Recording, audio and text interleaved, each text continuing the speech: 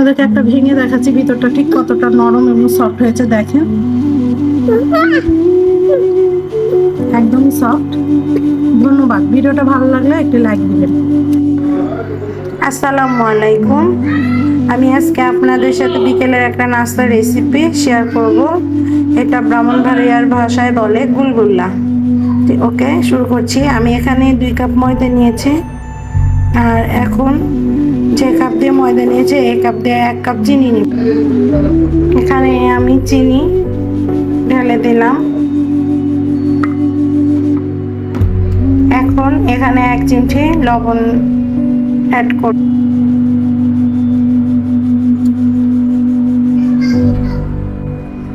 এখানে টেবিল চামচ 1 চামচ পরিমাণ সয়াবিন তেল অ্যাড করলাম। 1 কাপ চিনি দিয়েছি এবং 1 চিমটি পরিমাণে খাওয়ার সোডা আমি অ্যাড করলাম। তো এখন আমি এটাকে ভালোভাবে মাখিয়ে নেব। 1 প্যাকেট 20 টাকার 1 প্যাকেট গুঁড়া দুধ আমি এটার সাথে অ্যাড করলাম। এটা চাইলে আপনারা স্কিপ করতেও পারেন, আমার টেস্টের জন্য আমি এটা শুধু দিয়েছি। আমি সব উপকরণের মধ্যে প্রথমে 1 কাপ পানি দিলাম, দিয়ে মেখে নিব, দেখব কেমন হয়েছে। মিশ্রণটা আমার পুরোপুরি হয়েছিল না, তাই আমি 1.5 কাপ পানি দিয়েছি। আমি মাখানোর পরে এটা 10 মিনিট রেস্টে রাখবো। একটা কড়াই গরম করতে দিয়েছিলাম, গরম হয়ে গেছে। আমি তেল দিয়ে দিব।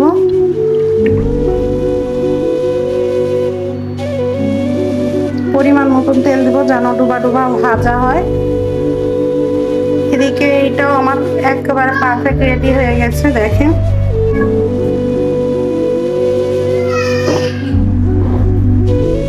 এখন ছোট ছোট করে ছেড়ে দেব।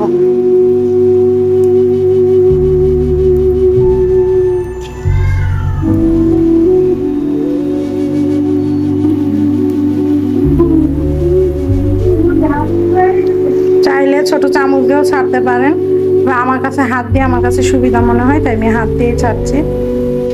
দেখেন কি সুন্দর ছাড়ার সাথে সাথে ফুলে ফুলে উঠেছে। এখন আমি একটু নাড়াচাড়া দিয়ে দিব।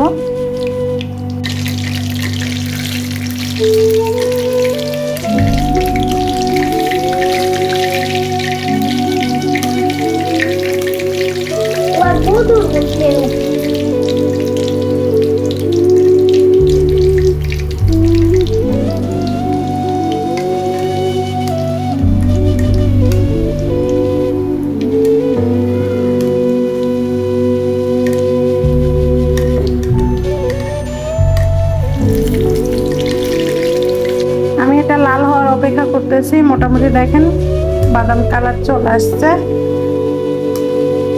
তবে এটা আপনারা ময়দা, তখন আমি বলিনি ময়দা দিয়েছি, তাই আপনারা চাইলে আটা দিয়েও বানাতে পারেন, কারণ ব্রাহ্মণবাড়িতে বেশিরভাগই এই গুলগুলা আটা দিয়ে বানায়। দেখুন কি সুন্দর ফুলকো ফুলকো হয়েছে। আমার লাল লালও হয়েছে, হালকা হালকা বাদামি কালার হয়েছে। আমি এখন তুলে ফেলবো।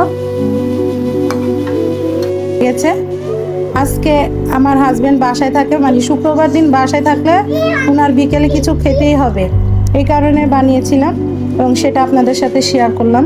আমার এই গুলগুলাটা যদি আপনাদের পছন্দ লাগে, আমার এই রেসিপিটা যদি আপনাদের কাছে ভালো লাগে, তাহলে অবশ্যই আমার চ্যানেলটাকে একটা সাবস্ক্রাইব করবেন এবং ভিডিওটাকে লাইক দিবেন।